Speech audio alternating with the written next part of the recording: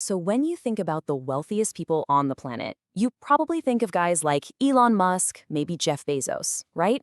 But what if I told you that the richest family in history has a fortune so mind-bogglingly huge, it makes today's tech billionaires look, well, not exactly poor, but you get the idea. Today, we are digging into the legend of the Rothschild family and the rumors of their insane, almost unbelievable wealth. All right, so here's our game plan. We're going to kick things off with that jaw-dropping $2 trillion rumor. Then we're jumping in a time machine back to the 18th century to see how this whole thing even started. After that, we'll crack open the family's secret playbook, check out the absolutely wild assets they control today, and finally, we'll see what the Rothschilds are actually up to now in the 21st century. Okay, first things first, we have to tackle the legend head on. Because with the Rothschilds, we aren't just talking about being rich. Oh no, we are talking about a level of wealth that sounds like it was pulled straight out of a fantasy novel. The number that gets thrown around is $2 trillion. Just let that sink in for a second. That's more than the value of Apple and Microsoft combined. If the Rothschild family fortune was a country, its economy would be one of the 10 biggest in the entire world. It's just a staggering number. So that brings up the big question, right? Is a number that big even possible? And if it is, how in the world did one single family pull it off? Well, this isn't some story about winning the lottery.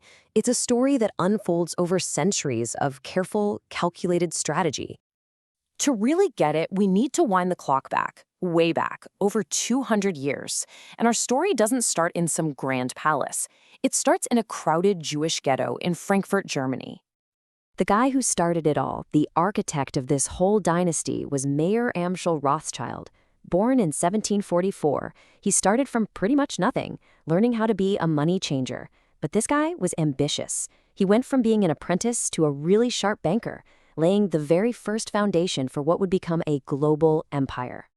But here's where Mayer showed his true genius. He wasn't just thinking about Frankfurt, he was thinking bigger. He sent each of his 5 sons to a major financial capital in Europe: Frankfurt, London, Paris, Vienna, and Naples.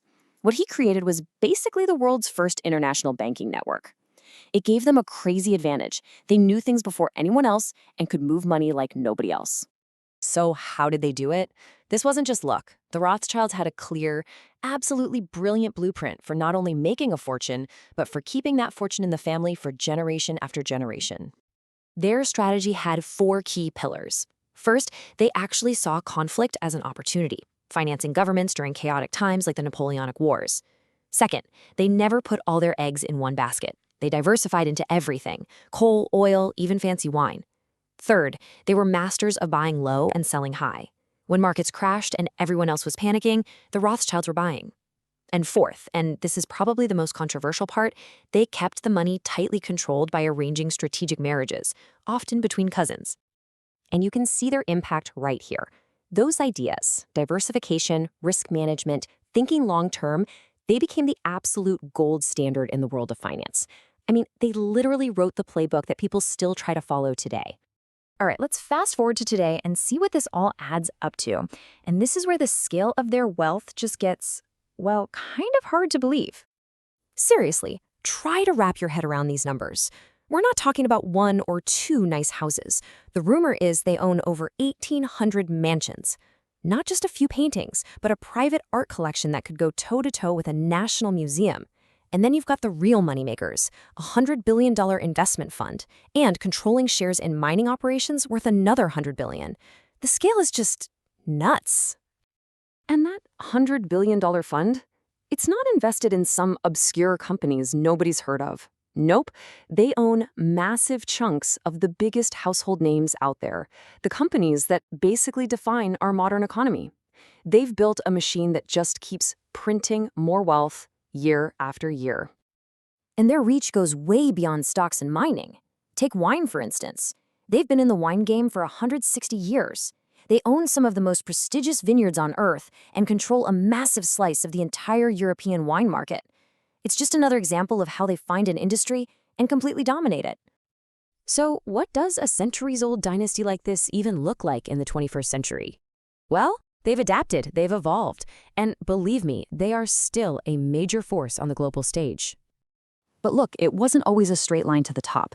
They hit some major roadblocks. We're talking about family arguments, branches that had to close down, and of course, the absolute disaster of World War II, when the Nazis seized their Austrian banks and stole priceless art. But here's the thing about the Rothschilds. They're incredibly resilient. They adapted, restructured in 2008, and found new ways to protect and grow the family fortune. Now, besides being masters of business, the family also has a really deep history of philanthropy. They've set up this huge network of charities for education, healthcare, and the arts. They even donated over 60,000 pieces from their legendary art collection to museums for everyone to see. So, what does a Rothschild look like today? Well, the dynasty has definitely evolved. On one hand, you've got people like David de Rothschild, who's a passionate environmentalist. This is the guy who sailed across the Pacific on a boat made of plastic bottles. And on the other hand, you have socialites like James Rothschild, who married into the Hilton family, kind of merging one of history's oldest fortunes with modern-day celebrity culture. So that's where we're left. A family that went from a German ghetto to the absolute peak of global power and finance. They've weathered wars, revolutions, and total economic collapse. Their story is just an incredible masterclass in how to build and, more importantly, keep wealth. It really makes you wonder, after shaping so much of the last 200 years, what on earth will the Rothschild legacy look like 200 years from now?